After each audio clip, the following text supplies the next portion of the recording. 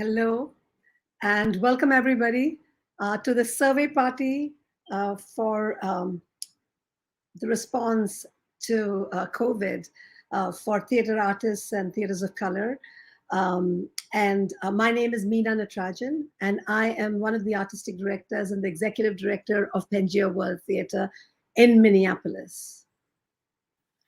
Hello, everybody. Welcome, yes, to our National BIPOC and BITOC Theater Surveys Party. Thank you, Meena, for being with us. I'm Leslie Ishii. I go by she pronouns, and I'm the board president. I'm honored to serve as the board president for the Consortium of Asian American Theaters and Artists, and I'm also honored to serve as the artistic director of Perseverance Theater. Thank you. Thank you, Leslie. It's wonderful to be in this space with you. And so we've spent a long time making this survey happen.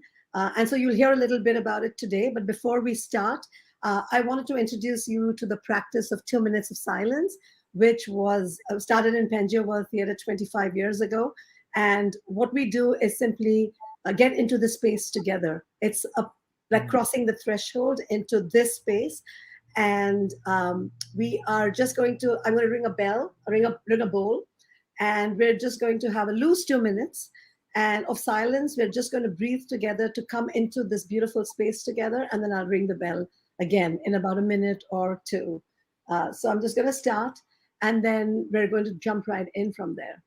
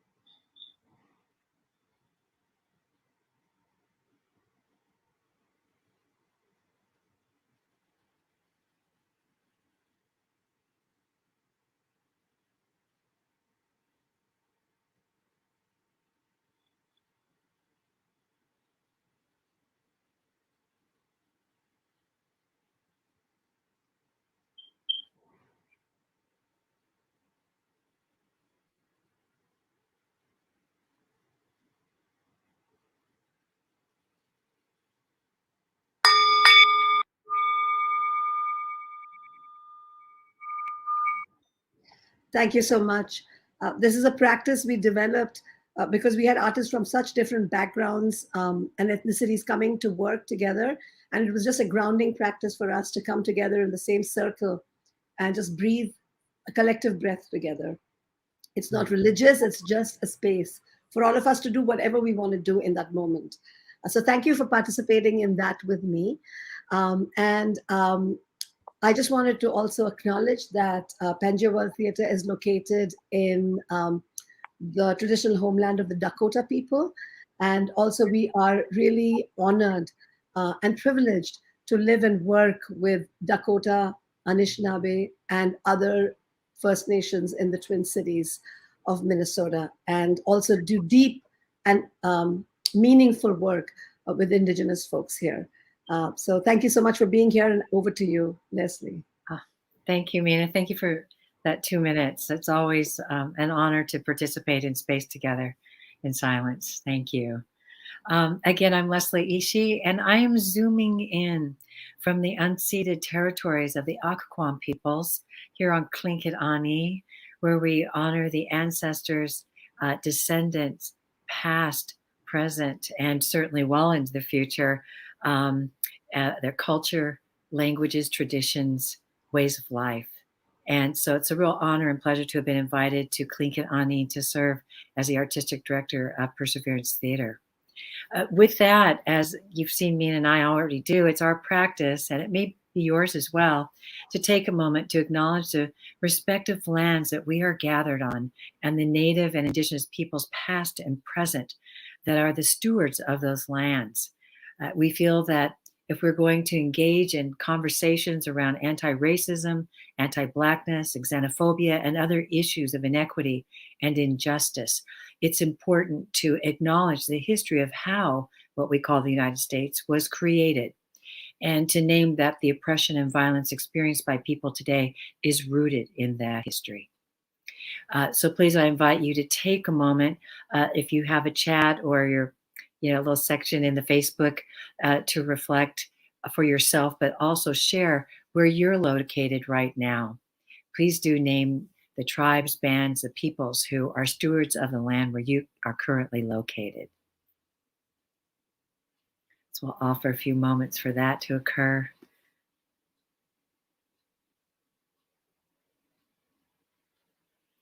As folks might be sharing that in their chat functions, we also want to challenge ourselves to not only name the peoples, the land, the history, but to ask, how are we naming this history in our daily work?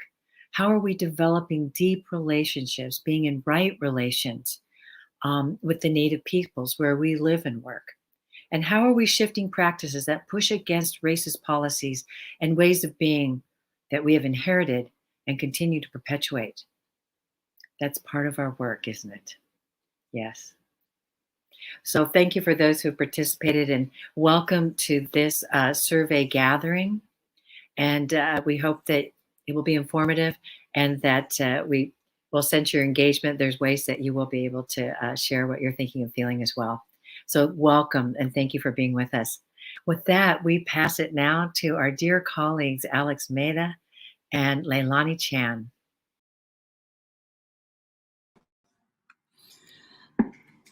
Aloha.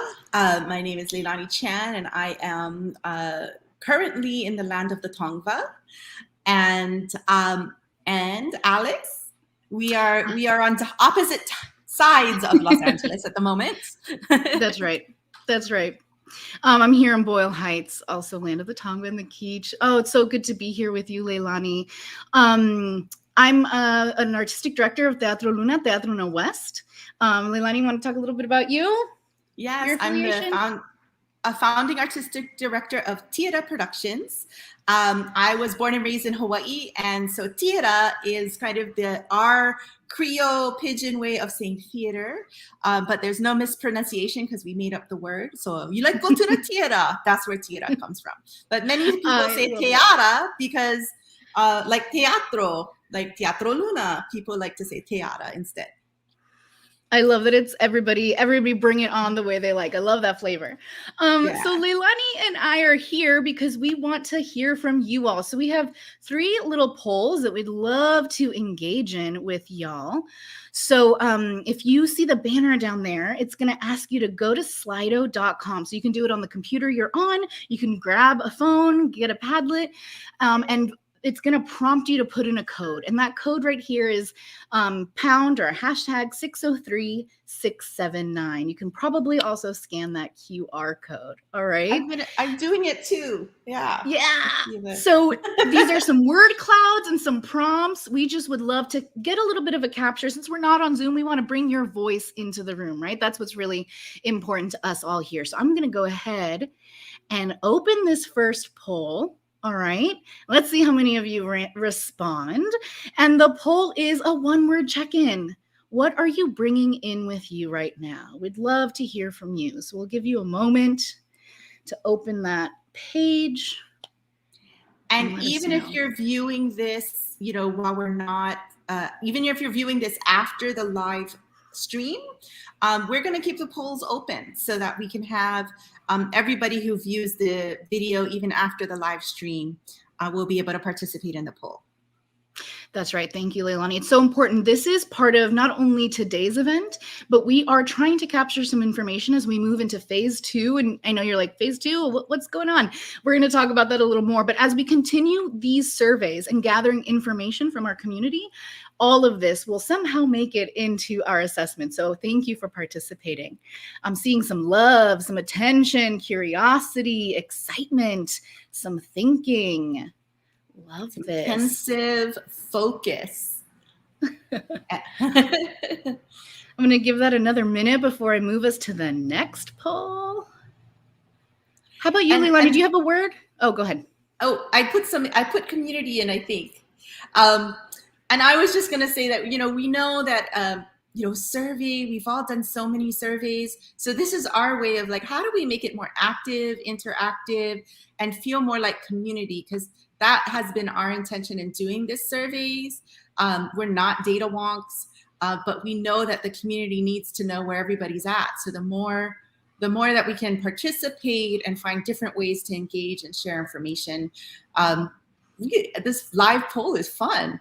I like seeing the results right away. Whereas with our survey, it's taken us a year to be able to think about and gather and report out. Yeah, this is exciting. I love it. We maybe should have put out more identifications, but just to continue to reiterate, our polls focused on individual artists and BIPOC organizations, which is why we're asking. And then, of course, we want to capture folks who maybe are funders or identify in a whole different way. We want to capture that you're here, but we really are focusing on these two areas. All right, I see 8 people have submitted. It's going up and up. All right, maybe another 30 seconds here. And like Leilani said, we'll be keeping this open to continue to gather data. Wow, it's pretty even so far between other individual and BIPOC organization. I love the spread, love the spread. All right, I'm gonna move us forward to our third quick poll. And that is one word to describe how you're feeling about reopening and re-emerging. This one might be a little tougher. I'm particularly curious to see what we have out there in terms of thoughts. Yep, nervous. Me too. How about you, Leilani? What's your word here? Both simultaneously nervous and excited. Right. We have our first live performance coming up on October 21st. So it's been a mix. It's difficult to do the Zoom rehearsals, but then once I started going through the tech cue run through, I started getting emotional. I was like, oh my God, I haven't done this in over a year, and it's just like, oh my God, this is who I am. Yes, Leilani, give us that plug. Tell us what's opening while we wait for a couple more thoughts here.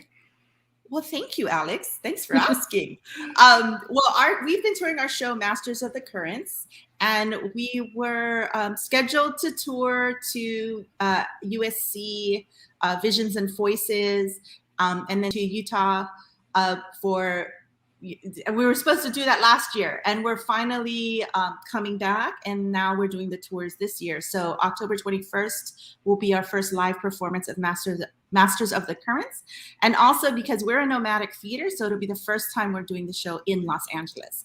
So I'm hoping everyone in LA will get a chance to come and see it.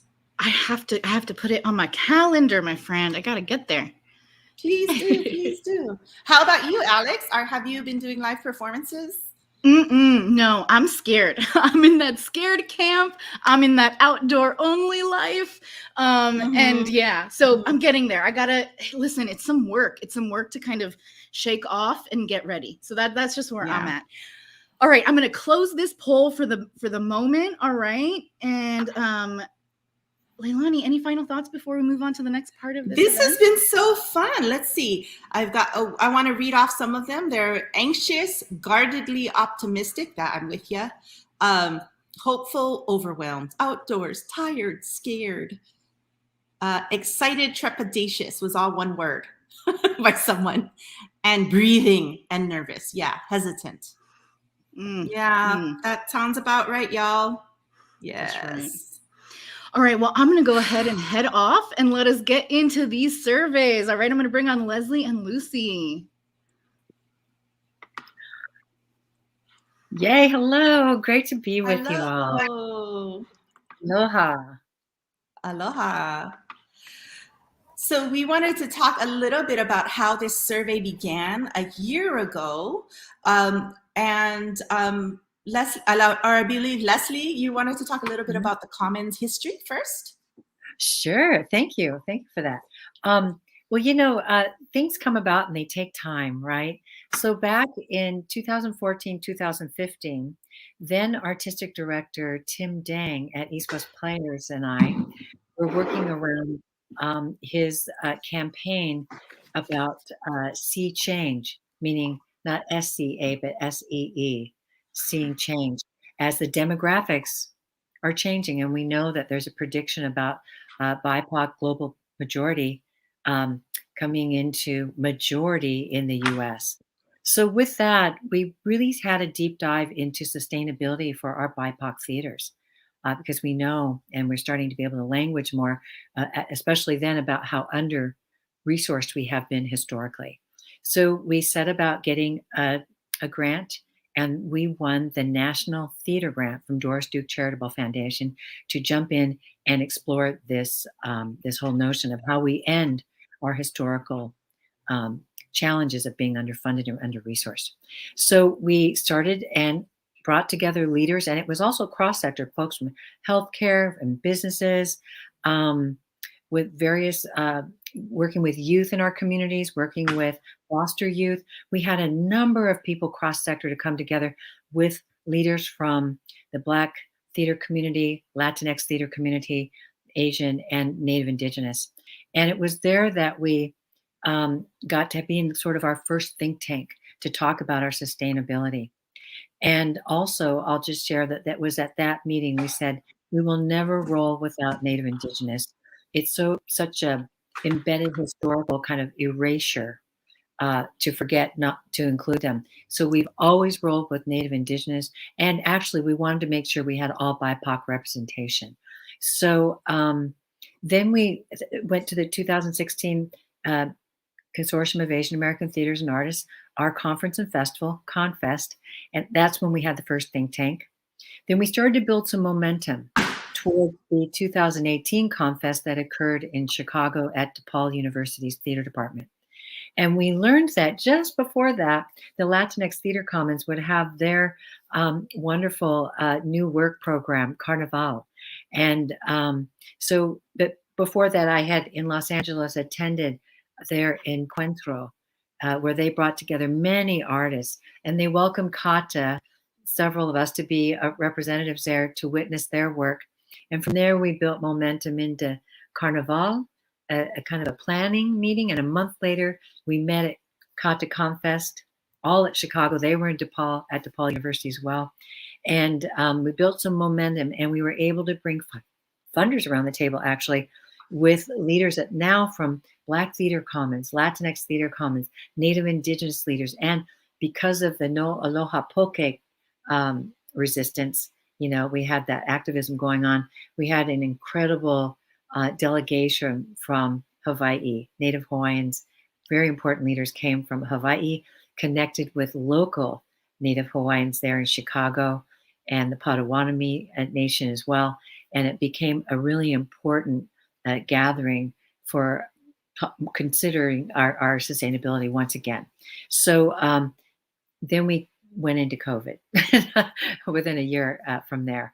So unfortunately, but we kept this conversation going with what has become the National BIPOC Coalition Commons, this group that also is working around this survey project. So just a little context about how we've been moving to continue to look at our sustainability, our thrivability, what I always actually say.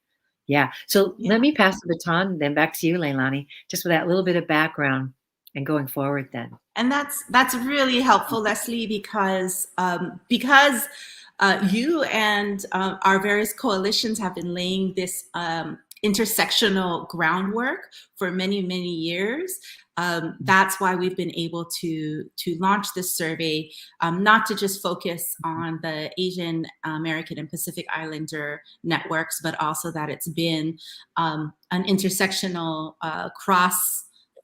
cross-ethnic, cross-racial survey that we've put out there. And I just want to acknowledge Dr. Lucy May Sao Pablo Burns for initiating this survey. Did you want to talk a little bit about how we all got started on this journey with the survey in particular? Sure. Thank you, Leilani. And just please call me Lucy. Uh-oh, can't hear you, Lucy. Oh. Oh, now you're muted. Can you hear me now? No. Oh no! You can hear? I can't hear. What's going on? All right. So, Leilani, hopefully you can read my beautiful lips. But thank you to everyone. I just want to just talk very briefly about how this started, and I approached this and the approach to Leilani actually.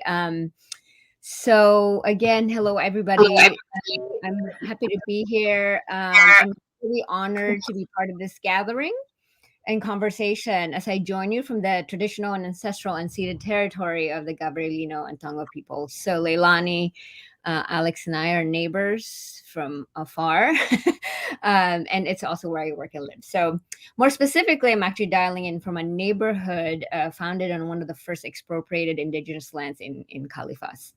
So in brief now, I wanted to just talk a little bit about the first iteration of the survey.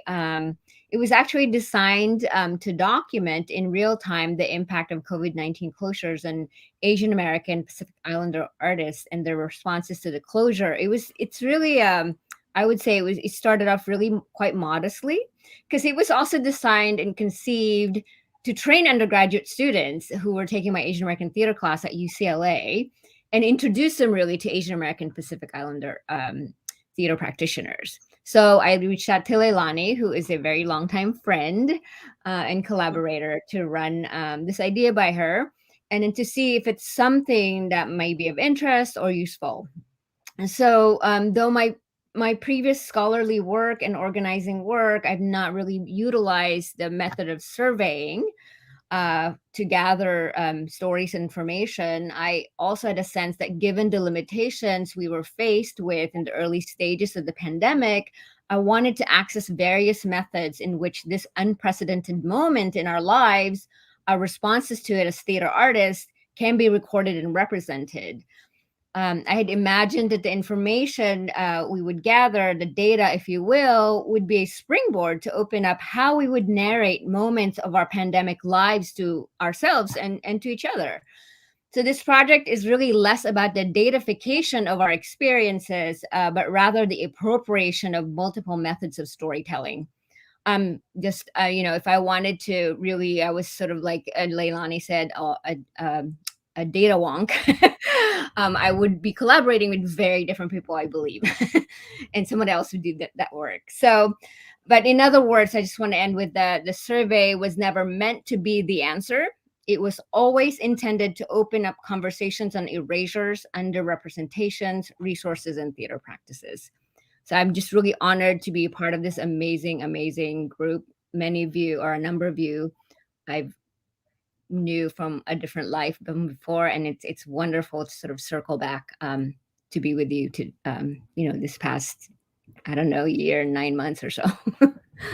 Thank you, Leilani. Anything else? Your hard work, Lucy, for bringing us together. Professor Burns, I should say, since I've known you. I've known Lucy since before we were both official titled people. But just to say thank you so much for initiating this. It started off with a call from Lucy to me to say, hey, can her students help us gather this information? And then of course I called Leslie, who is the board president for the Coalition of Asian American Theaters and Artists. And Leslie had already been in conversation with all of the networks that she mentioned earlier. And she said, whoa, wait. Maybe we can make this across all of the commons and make it a more intersectional gathering of information. And that's how it became a very collaborative process. And even though Lucy jumped on this immediately, like I think it was within the first week of lockdown, Lucy already had a sense that this needed to be done. So thank you so much for that, Lucy. And here we are trying to launch phase 2 of gathering more information and stories and making sure that this is about connecting with each other. So next, in the name of connecting with each other and not having this just be about data and information, we really wanted to invite a couple of our colleagues and friends from the field to have conversations with them. And so Lucy and Leslie is going to start that conversation with Rhiana, and I will hand it off to both of you. Thank you so much, Leilani. And thank you, Lucy. Wow, what an opportunity to really move into new paradigms with information that we've gathered. And that, thank you to those in the field that filled out the survey. There's more to come, but you're helping us really to build new paradigms and to have data that's buy forward with us. So thank you for that work and that vision to come to us and support us to be a part of this project. Now it's my honor and pleasure to get to have a conversation, an ongoing conversation with us, knowing each other already, with Rhiana Yazzie, who is a 2021 Lanford Wilson and Steinberg award-winning playwright, director, a filmmaker, and the artistic director of New Native Theater, which she started in 2009 as a response to the lack of connection and professional opportunities between Twin Cities theaters and the Native community. You're also, Rhiana, I want to lift up that you're also a Bush Foundation Leadership Fellow and recognized with a Sally Ordway Award for Vision, which I know you for having vision. And you've been a Playwright Center Fellow multiple times and a core member there. Thank you for being with us. You honor us, and I know you are a citizen of the Navajo Nation. And we've seen your plays from Alaska to New Mexico, including in Carnegie Hall's collaboration with the American Indian Community House and the Eagle Project. Thank you for being with us to have this conversation. Yeah, thank you for thank you for that great intro, and thank you so much for the invitation. It's good to be here in the space with you.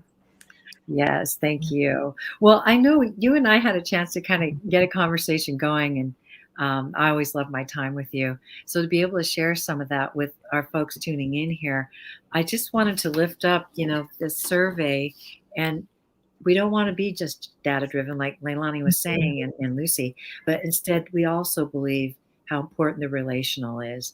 So getting to talk and be in relation here and share some of your thinking and your stories, your own personal experience means a lot to us. You're such a revered leader. So thanks for being with us again. You and I talked about the dynamics in our field and what that means for us as BIPOC artists versus the larger mainstream too. Anything in particular you want to lift up there? We named a couple of things when we were first chatting. We named like the theater careers often based on a promise structure. Yeah. Wow. When you named that was so interesting to me. You put language to that. Can you talk a little bit about that?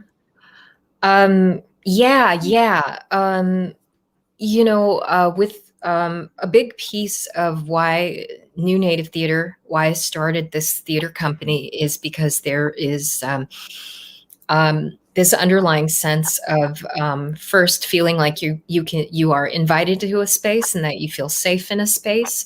And it came out of a lot of personal experiences of doing theater in many different ways. Up to that point in my life, I had started off doing very grassroots. My mentor was Bill Yellowrobe back in Albuquerque, and he, and then I moved to Los Angeles. I had an academic, went through the academic sort of thing.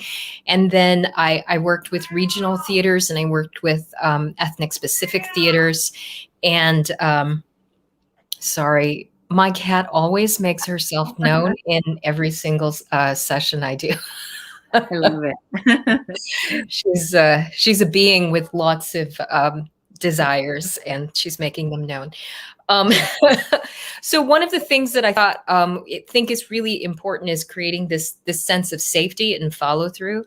And as I think about my life and my career in predominantly white institutions, there's there's this sense of being tokenized, being brought in because you can easily allow them to check a box.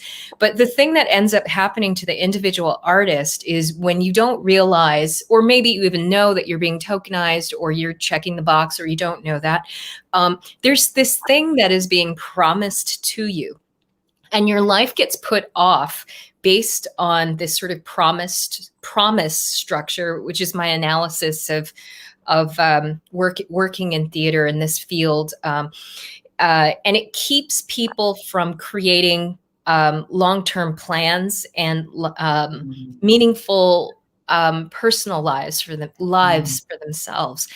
And when I think of that through the lens of a person whose background is coming from a people who have experienced genocide outright on this land and still continue to face that systemically, you know, I think about the most important, one of the important skills you need to have as a theater artist is to be nimble and flexible and be able to move.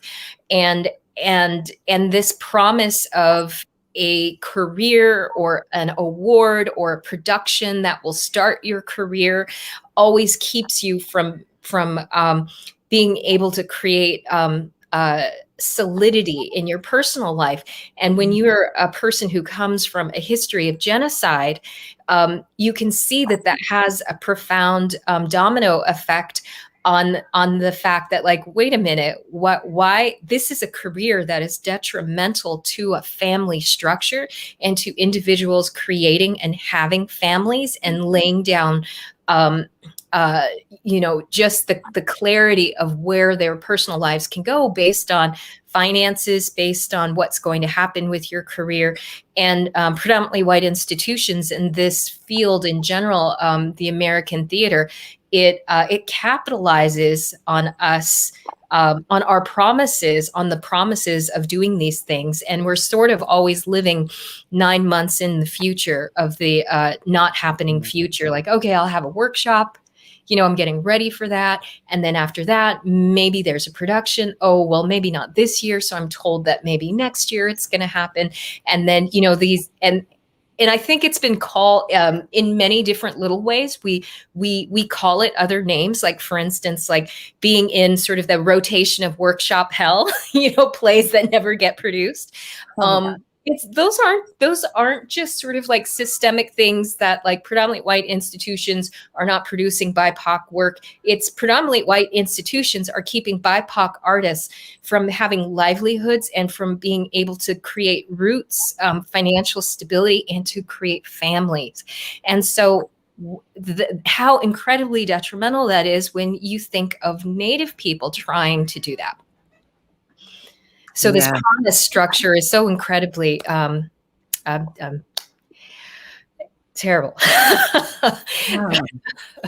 I think, you know, things that I think about, yeah, beautiful. That's powerful. I love that you understood how to name that. The things that I've thought about for years. And when you said a promise structure, I'm like, oh, that's it. Oh my gosh, wow, just encapsulated it. And I know we'd also touched on, along with how it's just bad for a lot of our family structures, it also means becoming, or I use this term a lot, being Japanese American, because we have the experience of forced assimilation. There's this constant forced assimilation to becoming a commodity. You know, we touched on that. And then we know now, with thinking about COVID and the impact, we know now that there's a term called weathering, that over generations of weathering oppressive patterns, all the oppressive systemic, you know, issues, that there's generations now of whether it's diabetes, heart disease, high blood pressure, you know, all the things, that it's not just, oh, I didn't have a healthy diet in my life, I've got high blood pressure. It's actually where we see the weathering through our ancestors, our relatives, and it becomes hereditary, you know. So now I look at the impact of COVID with that as well, and what that means about becoming a commodity. And I was telling you the other day that I was in a class as a guest to support some processes, creative processes. And one of the students spoke up and said, oh, this is great because we're more spiritually connected here as our full humanity. In the other class, we were told to these are actors getting ready to be in the business. We were told to get ready, and because you're a commodity. And the classroom kind of gasped, like, that's right. So I know we were talking about that. If you want to share thoughts further on that, because that was powerful to think that they're teaching our artists that, you know? Yeah. I mean, I often think that the white American theater is the perfect microcosm for the white supremacist system that is our culture, that is Western European culture, Judeo-Christian Cartesian the culture that is this worldview that that this government. And this is what the worldview is, right? And so it's all based on this system of capitalism and imperialism, right? And for us as artists to not see that or know how we're playing into this system continues to uphold and continues to make us complicit in that system, right? And so I'm totally not surprised to hear that that's just an outright thing that students are being told, that they are commodities. Because I think as a BIPOC artist, we've always felt that, like, gosh, we feel like if I am not absolutely perfect, they're going to replace me with another brown person just like me, because I'm replaceable, right?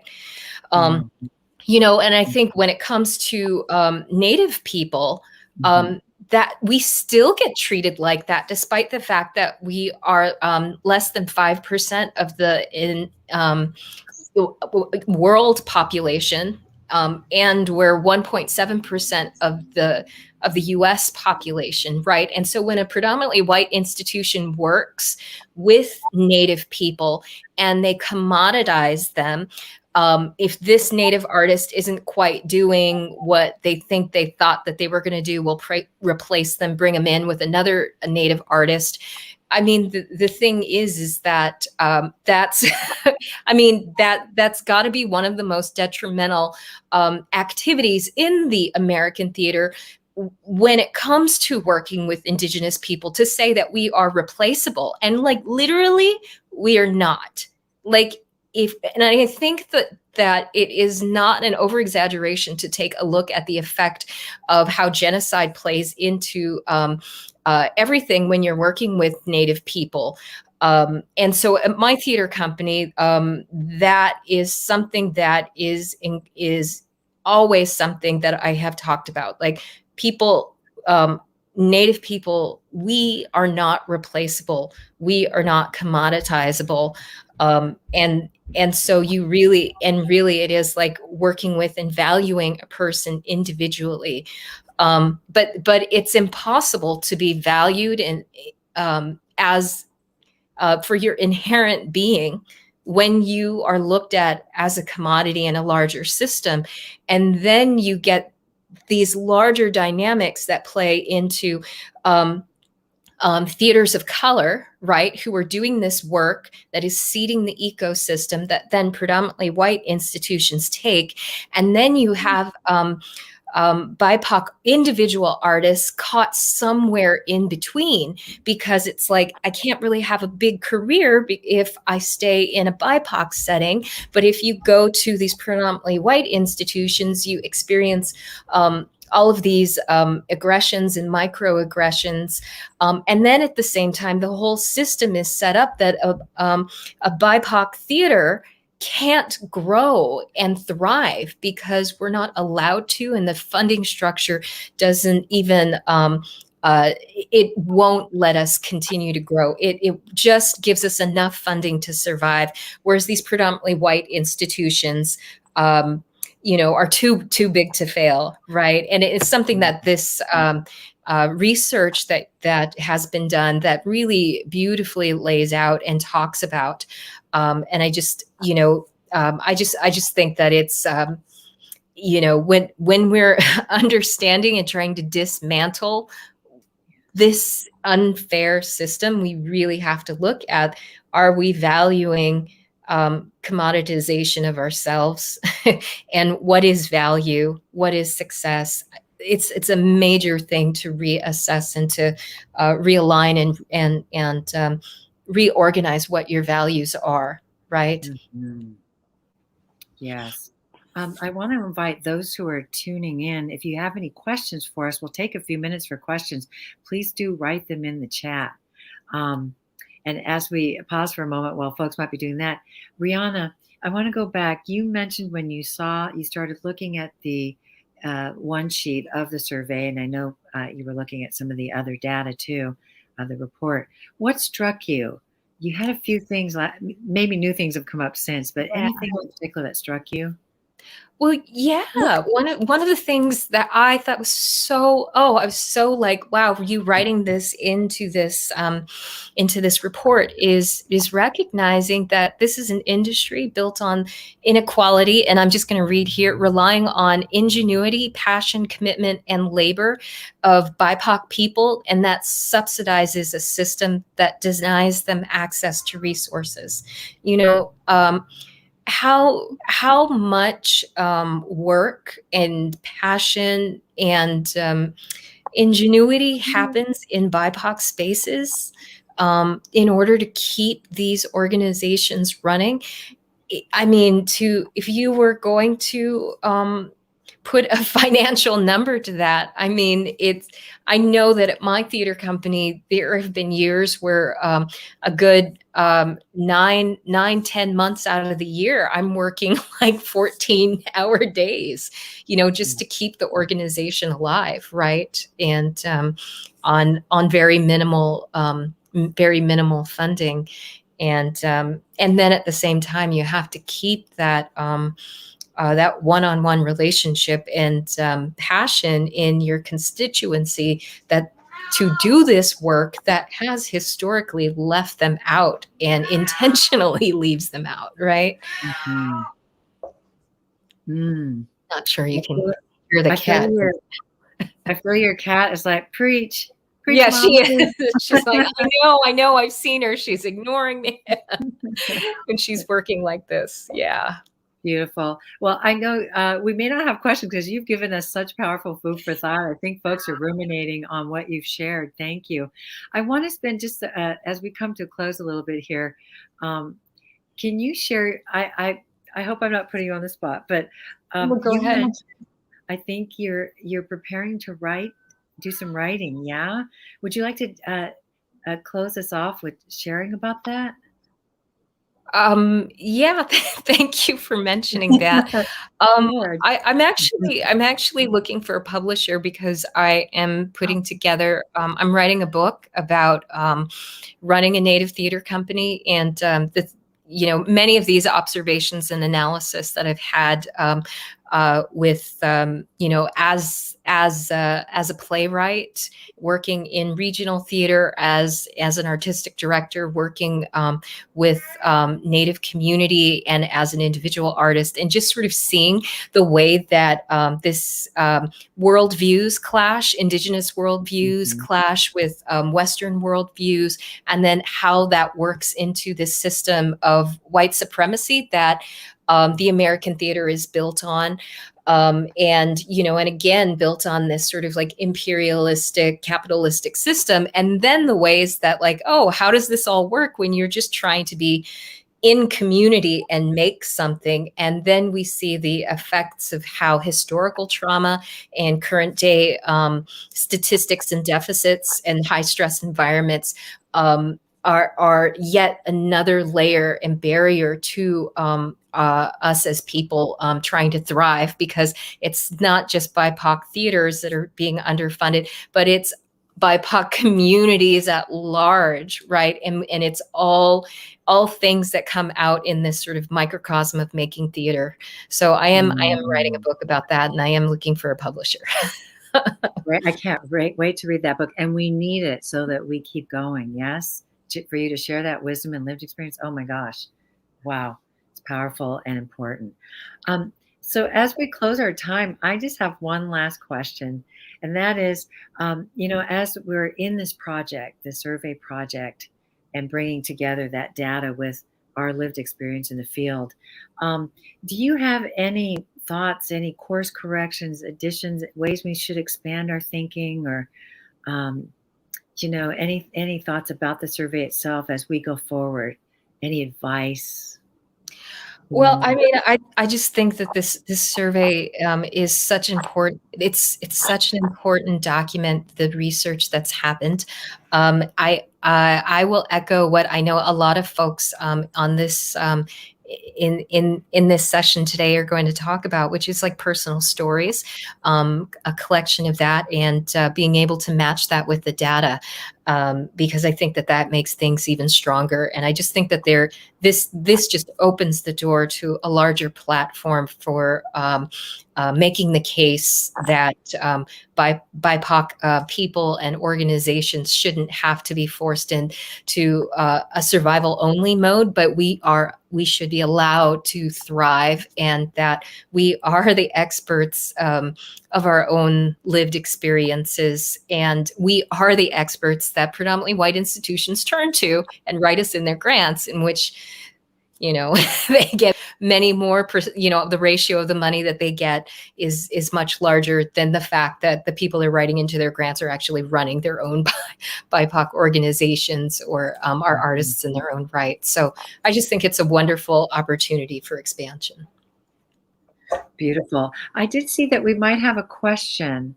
It's a writing question. Here we are. This labor is pretty intensive and exhausting.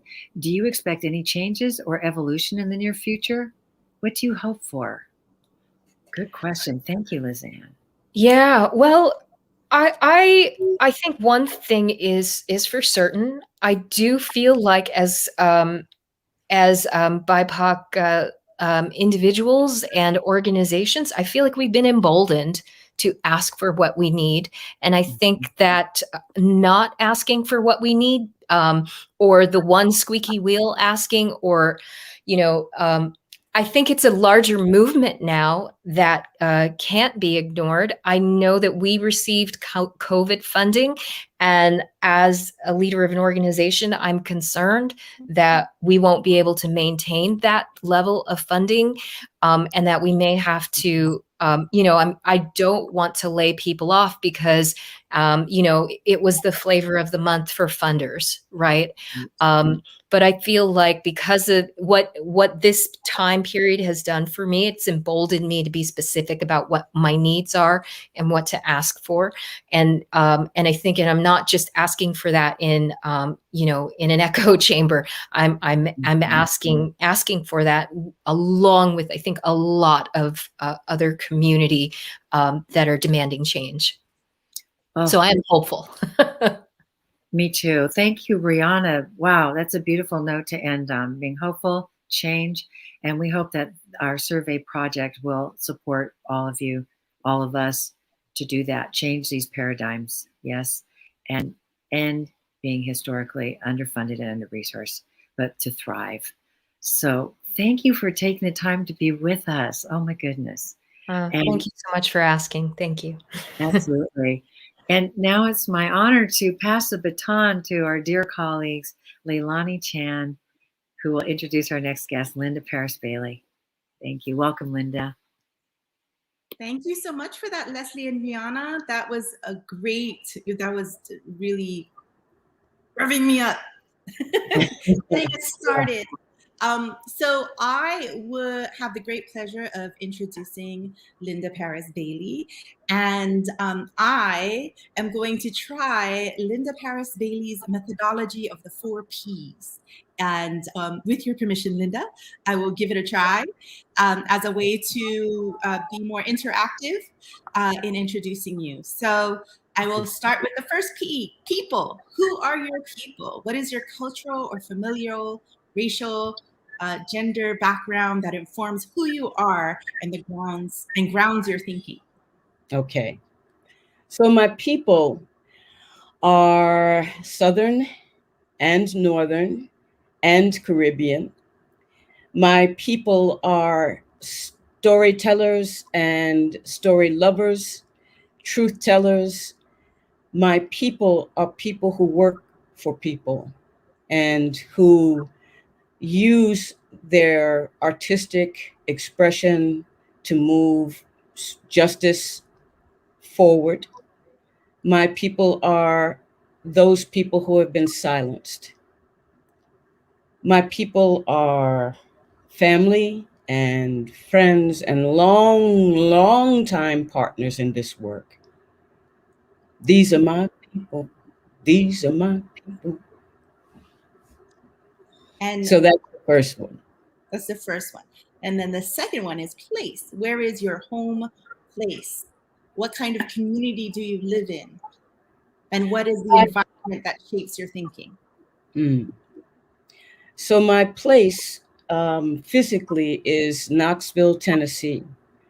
And the people who peopled the land before any of us, the Cherokee and Muskogee and Chickasaw and Catawba. My place is in community, a predominantly Black community surrounded by a larger white Appalachian community. I live in a section of the city which is East Knoxville, which is one of those places that people think are dangerous, but I find community here. It's a community that is being slowly gentrified. So my place is in the Mountain South. And I'll leave it at that. And P number 3, what is your point of view? What is fundamental to your vision of the world?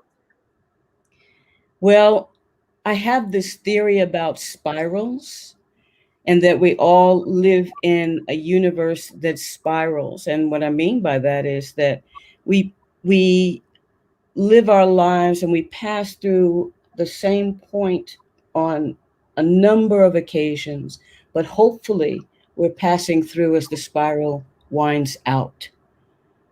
I am a hopeful person that understands reality.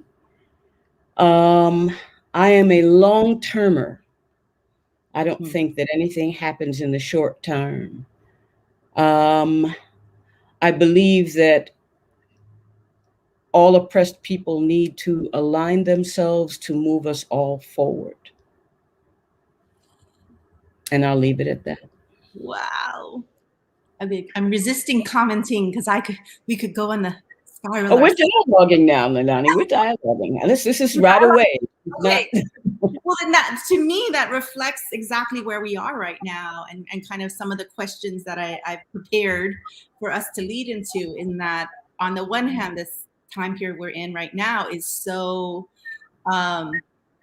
it feels so new and different, and like, why is this, for those of us living right now, it's the first time we're on lockdown in a pandemic.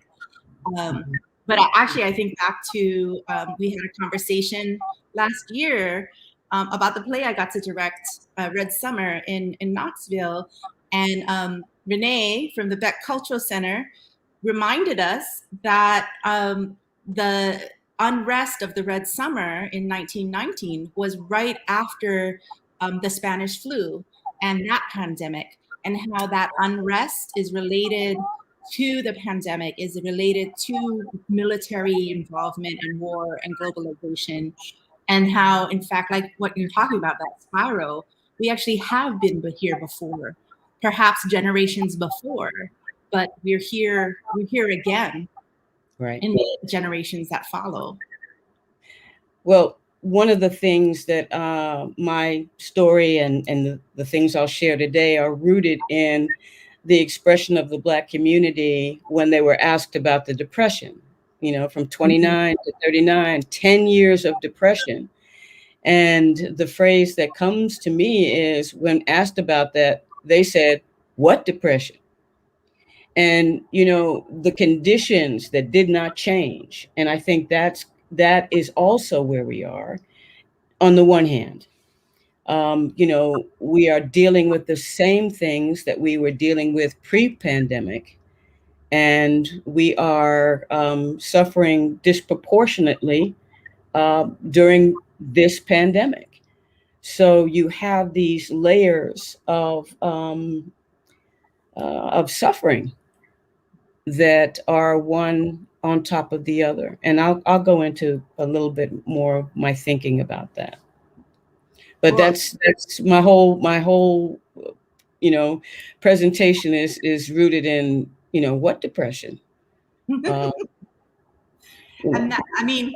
laughing because what else can you do?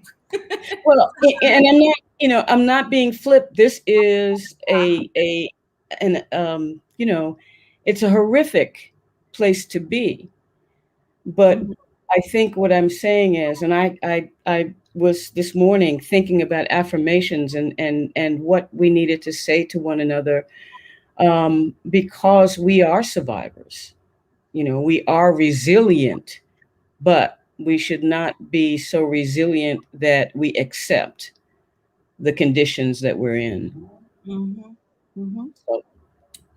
So because we've launched into sort of what I wanted my first question to be, I'm going to hold off on the fourth P to the end of our conversation, okay. and kind of go into the question that I had, which was, one of kind of coming back to the survey, one of the things that started to become clear as we were going through people's responses, at least in the organizational side, both the organizational side and the individual side, but especially the organizational side, was that many of our BIPOC organizations were already so severely underfunded before the pandemic that, unlike the predominantly white institutions or the historically white theaters, many of our organizations were not facing having to lay off staff or decrease staff's hours because we were already understaffed, often working volunteer. Artistic directors working other jobs to keep their theaters running. And so the pandemic didn't affect us in that way, as far as having to lay off people or lose staff. So, how does this resonate for you, or what does this make you think of? Well, I have been the executive director of a Black organization, or had been, for 47 years. So I have seen cycles, and this is a reminder of each of those cycles. When we were the flavor of the month before, and received still inequitable, but for us, significant funding, we had to figure out if we could maintain it. We had, I think, and everybody experiences this fear, and of course, I totally rejected that fear of getting more money than we've ever had before. And how do we maintain it? What do we do with it? There was a study by Lane in 2017, right? And it showed that 37% of the US were people of color, and 4% of art funding goes to groups who serve communities of color. It also talked about rural communities. And my question is, what has changed? If I were to share a couple of stories, one, I attended a meeting in Kentucky, and because of the discussions about equity and the institutions that were forced to make statements about their equity, I went to a meeting, and the organization, large funding organization in Kentucky, had changed all of their guidelines so that they could include people who had a wonderful community practice. And they had put these guidelines together. But ultimately, when small organizations like my organization, came to the table, they met all of the criteria the new criteria that they created, but their budget sizes were too small. So they couldn't receive the funding. And it's that trickster mentality, right? That I have seen throughout the years. The larger institutions historically were, I will say, siphoning off money as they incorporated more people of color into their programming, and very little of that money was going directly to organizations that were predominantly people of color, right? So I've watched that process happen, repeatedly over the course of time. And I think that we are at that moment when if we can get control of the resources directly, that we may be able to make some significant progress. We are at a moment where we have had a new movement, and if anybody has studied Black theater history, and its alignment with movements, whenever there's a movement and we are more visible and our voices are heard and we are more vocal, then we are able to garner more resources for a while, right? And I think we're in that moment, and how we take advantage of that, I think, is really the question that we need to answer, all of us. So I'll give you one other. The last TCG conference that I attended, and there was, I think it was their Leaders of Color meeting. And I walked into the room, and these were executive and artistic directors. And I was so thrilled to see like almost 300 people in that room, right? I'm like, whoa, this is fantastic. And then I raised the question, how many of you work for Black or, organizations of color? And literally there were like maybe 5. And my heart just dropped. And I know, as as a leader of an institution, that I can't offer the competitive salary. I can't support you perhaps for the long term, because we are still relying on grants and contracts and and touring, which was non-existent for 18 months. So where are we headed? Where is our progress? What are we doing to support our institutions? So that's a question for a question. And I remember one of the things you've told me, we've had many conversations along the way of my journey as well as an artistic director. And I remember one time you saying, like, we just don't make the income from individual donations. And that just was like, I've been hitting my head against the wall for over a decade trying to figure out the individual donations. And I do think it comes from that structure with this idea that, well, we're going to give you, and I feel like we're in that place again, we're going to give you the rescue funds, we're going to give you funds to stick around. But when that funds go away, there's sort of this expectation that we're going to find those individual donors in our community. But if our communities are low income, our communities are struggling even to get citizenship or healthcare or survive, fighting against genocide, how are we going? That's just a misnomer to expect us as a nonprofit to then replace that with individual donations when the communities we serve aren't in the 1%. For us, it's built on it's built on a model of contributed wealth. All right. And I'm sorry, but we don't have a whole lot of sugar daddies in our communities, we have people who struggle. we have people who, when they get their money, will support an educational institution, support an after-school program, support those things that are vital to our community.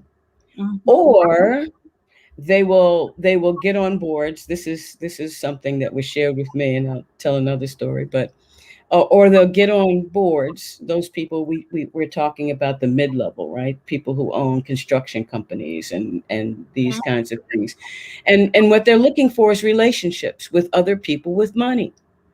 Mm-hmm. So those people are siphoned off to boards of the ballet and the orchestra. Whether they like ballet or orchestra is insignificant.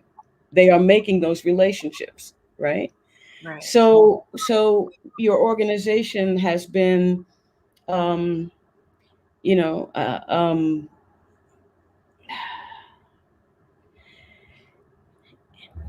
it's been working towards a model that is not, that can't be adapted to who we are. The other example, a conversation I had with city officials, because, lots of money comes from government for some people.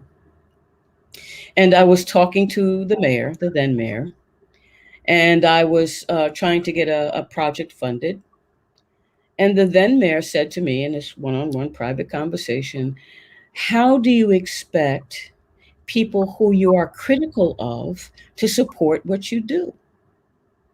And I said, that's the truth. that's the reality, right? Mm-hmm. So, okay, let me stop beating my head against that wall, right? Which doesn't mean I would turn down city, state, what funding, but I need to understand what I'm dealing with, and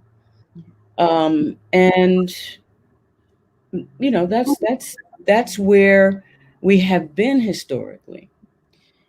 And if I think there's any change in that, I think it is because of this revitalized movements, Black Lives Matter, and people being in the street again, and people witnessing and understanding what actually happens, and that all those stories are actually true because you can now see them, right?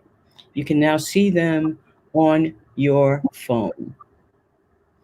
So I think that we have to understand the benefit of that for all of us, and that we are telling those stories. And I think that,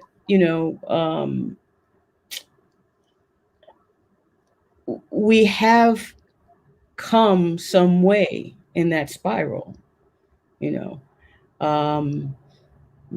but of course, again, I'm a long hauler. I know that there's so much more that we need to do and that needs to be done, because these little spurts and pokes, I watched the Tonys last night, right? And I mean, it was inspirational. I mean, like, how many Black faces did you see on the Tonys? And, who is being honored? And, homeboy from Atlanta talking about, Black Lives Matter. And I was like, that's a really different Tony. But that's at that end of the spectrum. What are we doing for our organizations, and how are we going to sustain them for the future? Mm-hmm. I wanted to, we have this one question, and I also have another question. So Liza Ann asks, well, since we don't have sugar daddies, how do we get on with the fundraising best practices that are, as you said, more reflective of who we are? What fundraising practices do we need the most?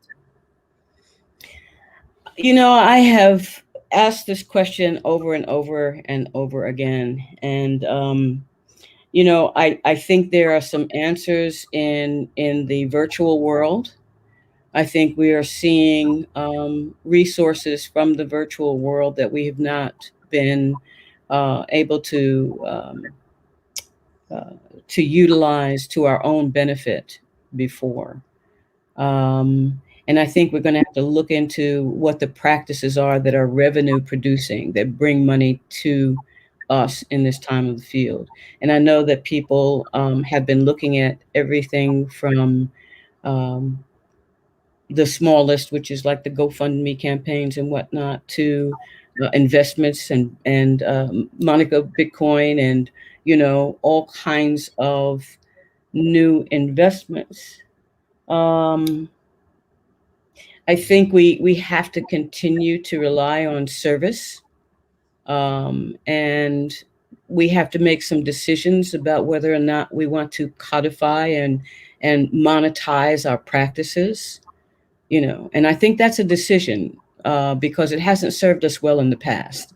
So much stuff has been stolen that, you know, we need to make a decision about that. But that's the way some people have monetized what they do.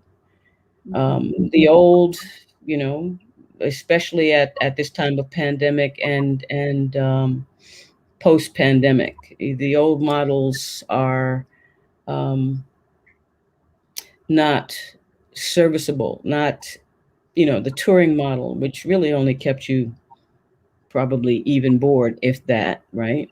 The services model in times where people are cutting back on services, you know, those things are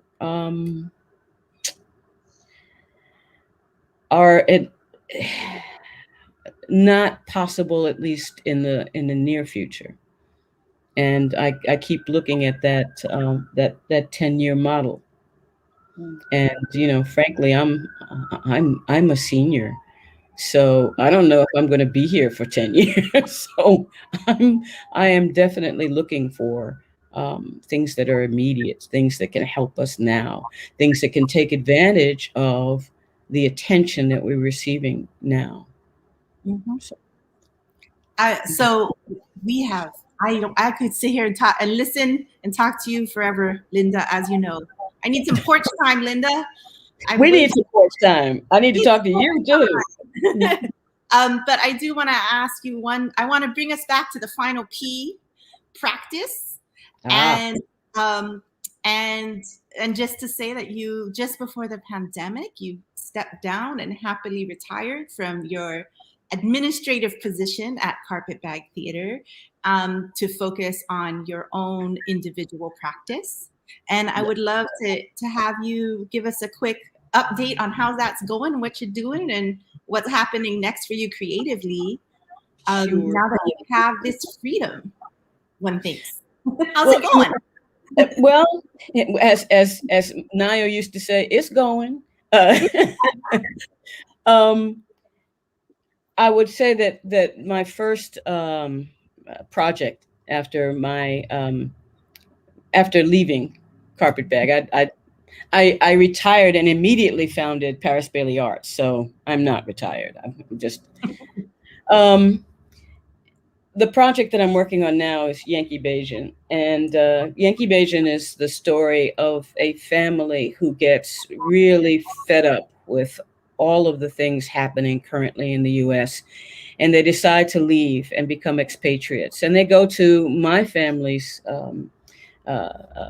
historic home, which was the island of Barbados. And they want to live in a place where there is leadership and ability and power in the hands of people of color, Black people. And it's a play with music and also a lot of imagery. So that's the project that I'm engaged with, and I'm just really happy to be able to. Most of the work that I focused on with Carpetbag was local stories, the stories that we needed to unearth in our community that had national impact. Well, I'm really happy that Yankee Bajan kind of breaks the local mode and lets me work in an international community and setting, and that's not European. It's Barbados. It's the West Indies. Mm-hmm. So that's near and dear to my heart. The second piece that I'm working on is a piece called Flushing, because I grew up in Flushing, New York, and Eric Bass of Sandglass Theater and I are, through puppetry, we're creating a puppet piece about this point in our lives, about the transition out of leading an organization, becoming older, and determining and defining what's next. How are we useful? How are we artists still? What are we looking at in terms of that transition? So that is happening. We're going to be doing a work in progress performance at the Baltimore Theater Project in December. So that will be my first public outing space in the theater. So those two things. Great. When is that? December. It's mid-December. Yeah, we go in mid-December, and I don't really remember the dates, but we'll be at the Baltimore Theater Project. Well, I can't wait to see this work. I am so thankful that you've been here to ground us and give us some perspective with everything that is going on in the world. I am so thankful that you've been here to share this time with us. And with that, I will pass it on to our colleagues who have the next thing on the list. Thank you, Leilani. Thank you, Linda. Armando. Thank you, Armando. Hi. Hi. Hi, everybody. Hi, everyone. Monica. Hi. I'm Armando Wika. I'm calling from the ancestral homelands of the Tongva, here also known as Boyle Heights, neighbor of Alex Smith, who we met earlier. Olga, where are you calling from? Thanks. I'm calling from Endakana, the homeland of the Abenaki, the Western Abenaki, and the Abenaki as a whole. It's basically what we think of as New England and Quebec, Canada, colonially, but Endakana. Monica? Hey, everybody. I am brought to you today from the lands of the Massachusetts people in the Boston area. Groovy. And our task right now is we're going to talk about the survey itself and some things around the survey. In particular, who was surveyed, how, who responded, what was asked, what were the trends that we saw, what were the recommendations that emerged from that after we kind of distilled a lot of information that was we're so grateful to have that folks were able to share with us. And then next steps, what we're thinking might be the next step for this project, this collaborative project of research.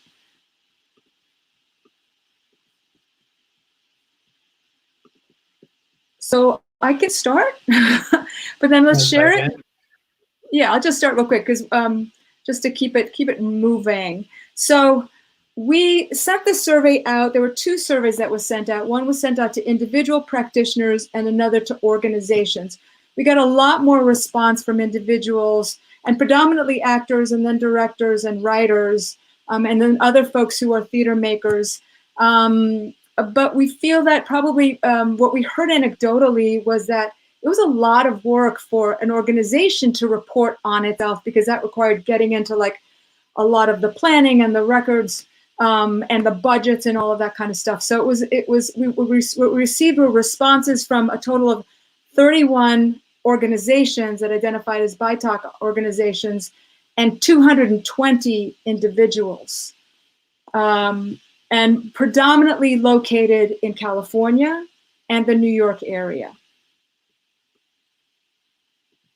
Yeah, and something about the period where we received responses was the late summer of 2020, and so we were seeing responses come in open comment sections about their intersections with the Black Lives Matter movement, the We See You White American Theater list of demands and activity that happened thereafter, and also Stop AAPI Hate. Those hashtags and movements were flourishing at the time of the survey. And so some of the things that we asked about where we wanted the group that came together wanted to learn about health insurance. We wanted to float some questions about health insurance and see what the view was on that, on where people stood and on coverage during a global pandemic. Modifications and cancellations of events and activities, people moving things online, canceling things outright, folks inventing new activities to meet the moment. Income loss, a lot of the things that moved online, we saw folks were reporting less income from those. Expenses incurred due to revising the programming, all of that scenario planning cost folks some money. What sources of relief BIPOC and BITOC were seeking at this time. We wanted to see how that was tracking. And we also asked about the affliction of the virus on folks' communities. We wanted to leave plentiful room for folks to share as much of their experience as they wanted to with us. Folks, how the virus came into their communities, into their organizations, into their families and homes. It was very present for folks in our community, and how their mission intersected. We specifically asked about the Black Lives Matter movement, and folks from theaters of color dedicated to different racial identities and how they all intersected and supported the efforts of the movement. And so I can jump into I can jump into a little bit. We wanted to cover a little bit what our speakers today were talking about in our trends. This one of the major headlines that we saw coming out of the survey was about I think Rhiana mentioned that, and Leilani, where folks were not laying people off. They were not reporting that there were many layoffs or firings after the closures, but that was because a lot of BITOC theater companies were already operating under a state of crisis and being underfunded. And the budget biases that folks were mentioning about smaller budgets garnering smaller grant sizes or completely making some organizations ineligible was really a big headline out of coming out of the surveys. Yeah, and just to continue a little bit about the organizations, people did apply. There were a few programs that emerged from government sources for funding, emergency funding, and many people applied, and a certain percentage, about 75% of people, well, let's put it this way, of all of the total respondents, about 67% actually applied for support, and 2/3 of that actually received some support, which is good. However, out of the individuals who applied for the CARES Act, about 40% of the organizations applied for the NEA CARES Act, and only 30% received funding. So there was a discrepancy there, and possibly, again, because of budget size, this was an NEA program. So a good portion of people, about almost 60% of organizations, decided that they were going to reallocate funding that they had earmarked for particular programs, et cetera, to sustaining their organization. So they just kind of moved the funds so that they could keep going. And almost half had fundraising events in order to sustain their time of no income coming in, no earned income. And 40% actually did events to raise awareness in conjunction and support of movements like the Black Lives Matter movement. And so not only trying to raise awareness for their own concerns, but for the community at large. So part of that shift toward thinking about the wellness of the larger community. Individuals, sorry? One thing that I would point out there, Olga, about the grants was that what you mentioned about the folks who were the higher rate of awards coming out of like the Payment Protection Program loans, the Small Business Administration loans. We saw that like 75% of the organizations that applied to those got those grants, but that a much lower number came out from the NEA CARES grant program. And I know that the loan programs were eventually Some of them were converted into grants after the fact, but I just wanted to note for us that we're seeing the disproportionate effect in the relief programs and the recovery programs, at least at this point last summer. Right. Thank you, Armando. One of the biggest issues that came up, I'm sorry, Monica, did you want to say something? Sorry. Okay. No, you got your coming up. So one of the biggest concerns, of course, was healthcare. In terms of individuals and how they survived through this, there were stimulus checks, there was some unemployment benefits, and then there was non-theater related employment.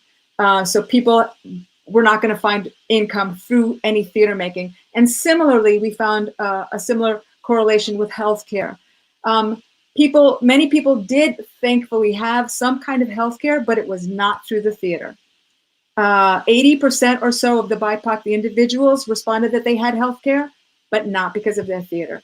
Some people ended up opting to buy their own or do some kind of Obamacare exchange, but again, nothing from the field, which really pointed to, and we know this, just how much burden was placed upon the individual and unaffiliated theater maker.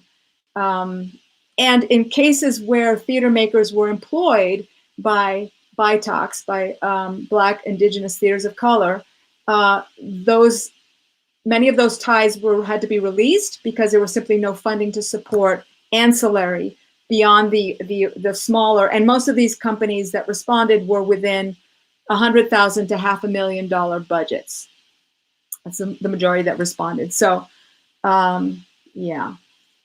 And I'll say that 80% of our respondents did report having health insurance that, from the standpoint of where we were coming to meet the question, because of our lack of understanding of how health insurance and healthcare access works, we were really aiming out to basically do a head count of do you have health insurance? Are you at risk of losing health insurance due to the closures?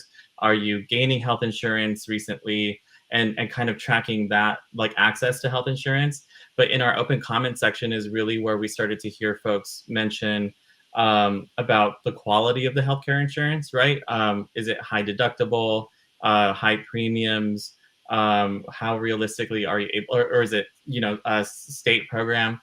And so out of our recommendations, this is a key one, is to further study on how healthcare is working and healthcare access in BIPOC and BITOC spaces. Mm-hmm. So one large overarching, which we haven't mentioned in this dynamic, but has been mentioned a little bit earlier today, was how much our theaters relied on the generosity of the community to sustain programming for the community. And that meant in some cases volunteerism, extra hours, offering events for free that again gets parlayed into volunteerism, and which is unsustainable, unfair and unsustainable. And that was a thing that we saw repeated again and again. People were very generous to continue because in many cases, the work that's being created by our culturally identified organizations is the only such representation and the only such nourishment for our communities. And there was a sense of responsibility to continue to provide that, especially in these times of isolation and fear and sickness. And so many people pivoted to online, but that then became a burden on the organization that may not have had the resources to pivot that way as effectively, as quickly, or the technology or the training. So there's so many other expenses that emerged out of that, and that ended up coming back to the people creating the content to offer their services at a lower rate, if not free. Should we move to the recommendations or the next steps? Maybe the recommendations that emerge from this and then next steps? Yeah, I can do the next steps very quickly.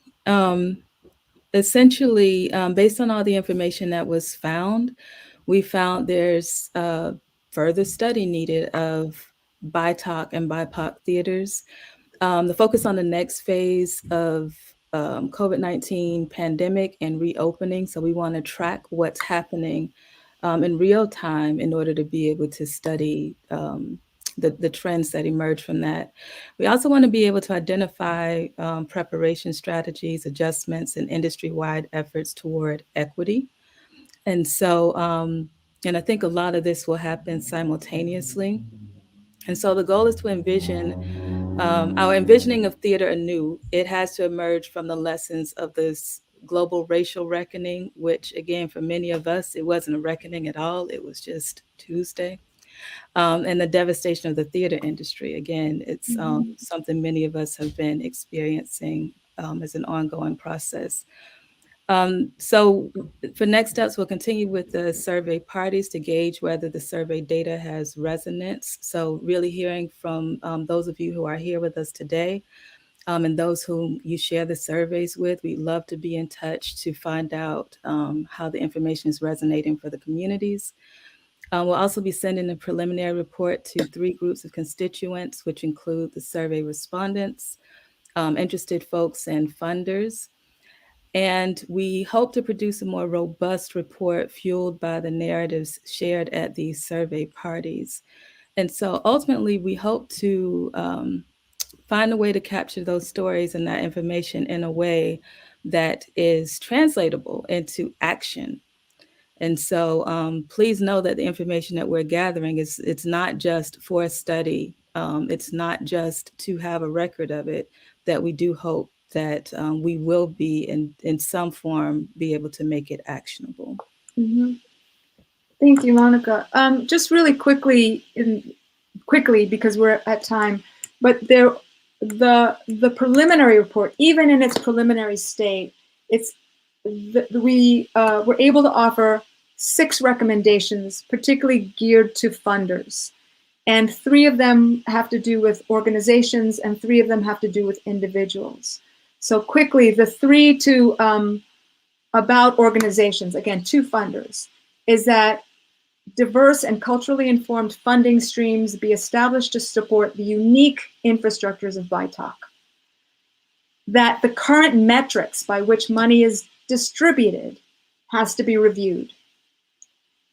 And that support for long-term sustainability of our BIPOC, our theaters, our Black, Indigenous theaters of color, really be enhanced.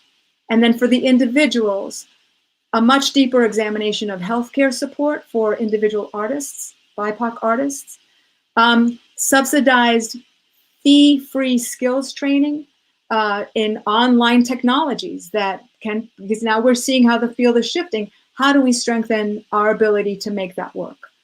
And accounting practices that accurately record an individual's labor's contribution, that volunteerism, that extra work gets noted as in the bottom line that gets submitted to funders. That is in kind, let's say, but really, really actively and appropriately appreciated in the budget. And I think that's it for us. Thank you so much for this opportunity and for your participation, everybody. Yes, thank you all. Thank you so much for that hard work the 3 of you did in analyzing the data. So many, again, it's primarily volunteer time put into taking in this data and reporting out so that we can then work together to create change. Whew. So what we want to just remind everyone that this was just our initial beginning to connect with the information that we've gathered over the last year.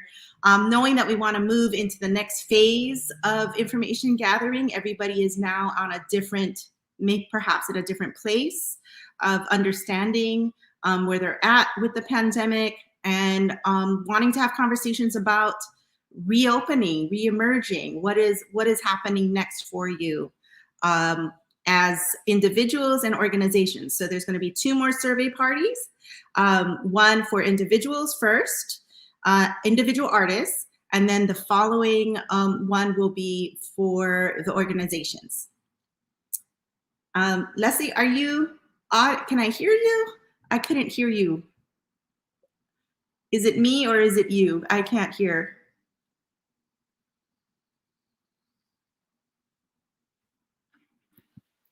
Oh, so sorry, it is me. You're okay. It was me again. It was me before, but this time it wasn't.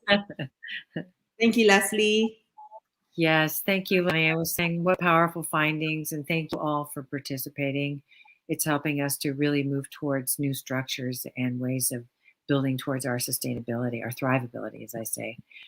With that, in all of our cultures, being able to share our gratitude and offer thank yous is always important. Again, thank you to Professor Lucy MSP Burns, who brought this project to us. And it is partially supported by the UCLA Asian American Studies Center, recipient of funding awarded by the California Asian Pacific Islander Legislative Caucus and the state of California. So thank you to them for that continued support. And of course, her close colleague that works with her, Hannah Ju, and who works right there at UCLA with Lucy. And Leilani, thank you as the Artistic Director of TeAda Productions. I know your team has worked hard on our behalf as well. Ova Saopeng, Jay Puga, and your whole team. So thank you for that.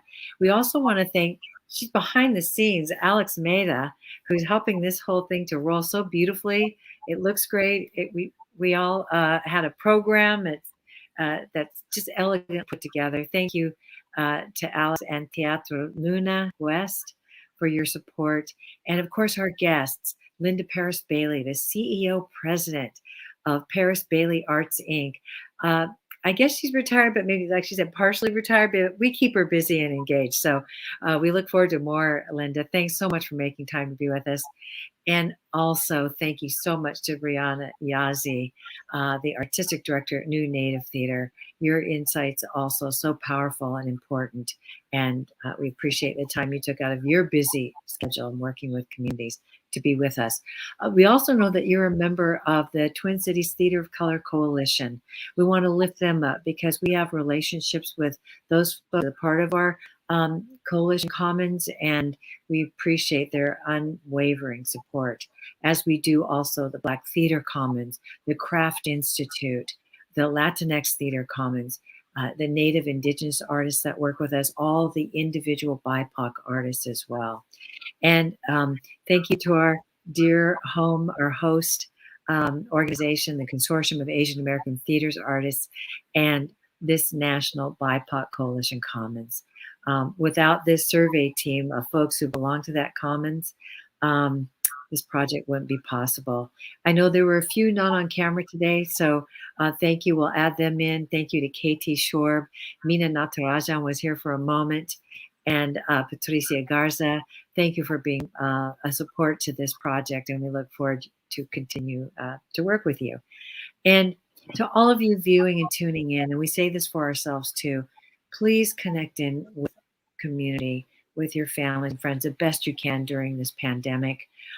It's really important that you do not isolate, be safe, and visit also our website so you can see what's going on and keep learning from each other, really, right, around these issues.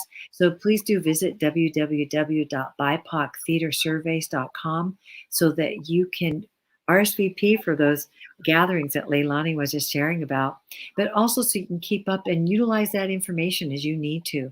We did this for you. So thank you for your participation in the surveys. We look forward to more engagement with you. For me, domo arigato gozaimasu, my deepest gratitude. Leilani, please, your final words as well. I'm just so thankful to Alex Mena for really being behind the scenes and making us look good. And also, many of the folks we may not have gotten around to naming. There's been a lot of people involved in helping us prepare the surveys, distribute the surveys, collect the information. And as Leslie said, this is for the community. We're not interested in hoarding the information, but we want to work together with all of you to create sustainable change so that this isn't something that spirals backwards. And that we can really change the ecology of our field moving forward. So please join us at the next survey parties. We promise to have more polls, more interactions, potentially breakout groups where you all can participate in the conversation as well. Thank you for coming. Mahalo, Louise. Stay safe. See you at the next